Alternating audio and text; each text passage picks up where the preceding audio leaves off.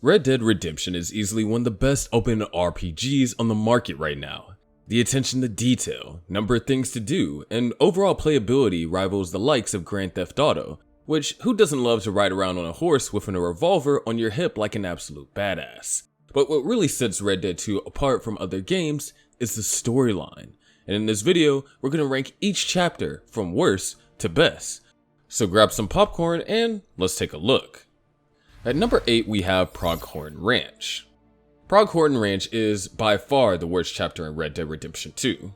Now, we're not necessarily saying that it's bad, but compared to all the other chapters on this list, Pronghorn Ranch feels slow and a little dull. In this chapter, John takes the job at Pronghorn Ranch to escape his past behavior, which wasn't lawful to say the least.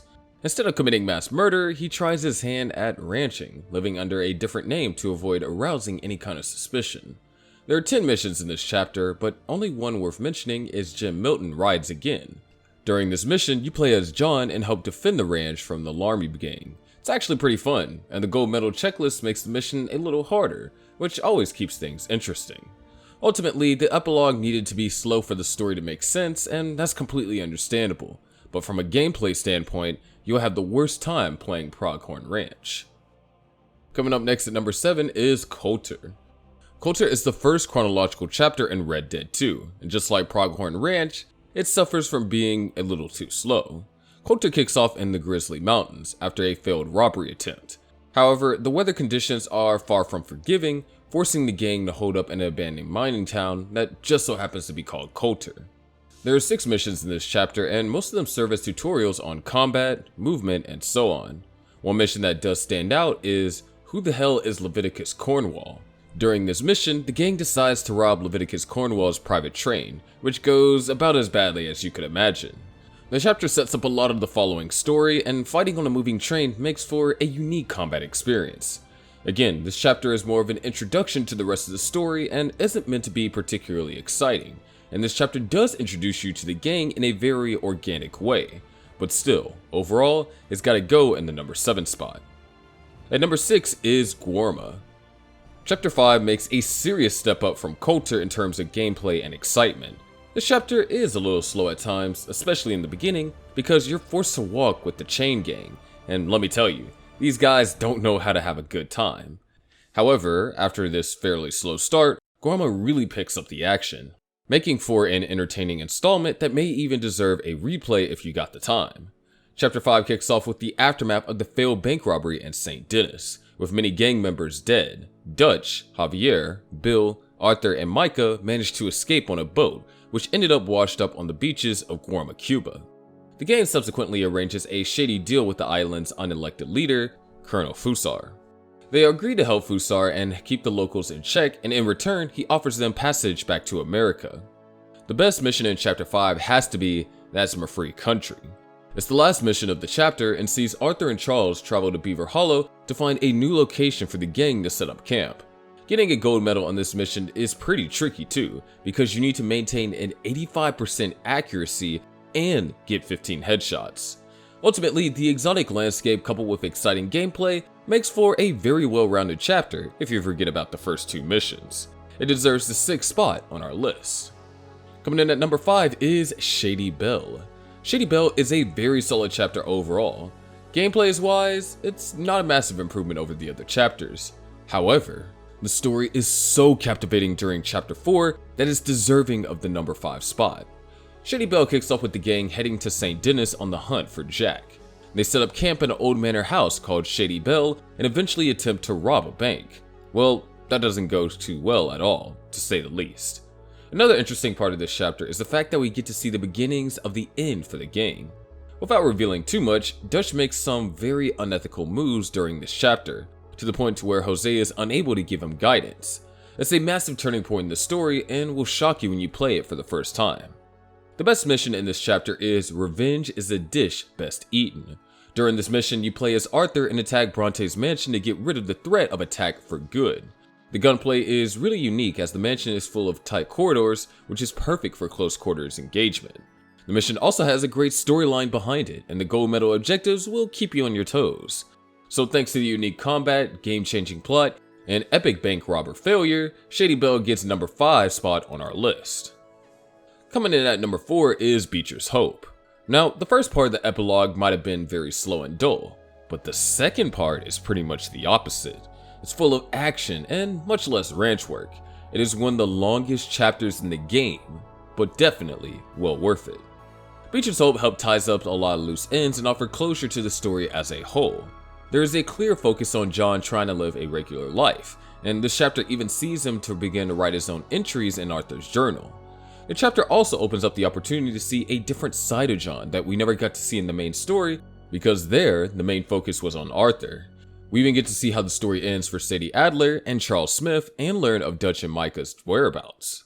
The best mission in Beechers Hope is American Venom, which just so happens to be the final mission of the game. In this mission, given by Sadie, John travels to find Cleet and take his enemy out for good. During the mission, you also get to see Micah, and it's nice to see the two former gang members share a moment of mutual respect. So, Red Dead 2 ends on a very high note, which is why Beechers Hope deserves the number 4 spot.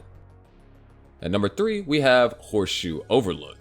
So, Chapter 1 might have been a little slow, but the same cannot be said about Chapter 2, which is one of the most action-packed chapters in the entire franchise.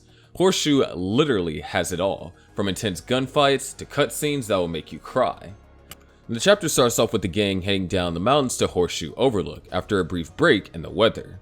During the stay at Horseshoe, Dutch figures out a new plan of action for the gang, while Hosea goes on several robbing missions to find supplies for the next heist. The best mission within this chapter is definitely the sheep and the goats. The mission involves stealing a massive herd of sheep to sell at an auction in Valentine. If you've never played this mission before, I'm sure you're probably thinking that rounding up some sheep sounds pretty boring. However, in Red Dead style, things inevitably go sour, and the mission turns out to be much harder than initially planned. The gang even gets forced out of Valentine during this mission. Horseshoe Overlook ultimately marks a massive improvement in terms of gameplay. Couple this with excellent storyline and deep connections that you form with the gang members, and Chapter 2 is definitely deserving of a bronze medal. The second best chapter in Red Dead Redemption 2 is Clemens Point. This chapter feels like one of the most refined in the entire game, and you can tell that a lot of time and effort went into the details for this one.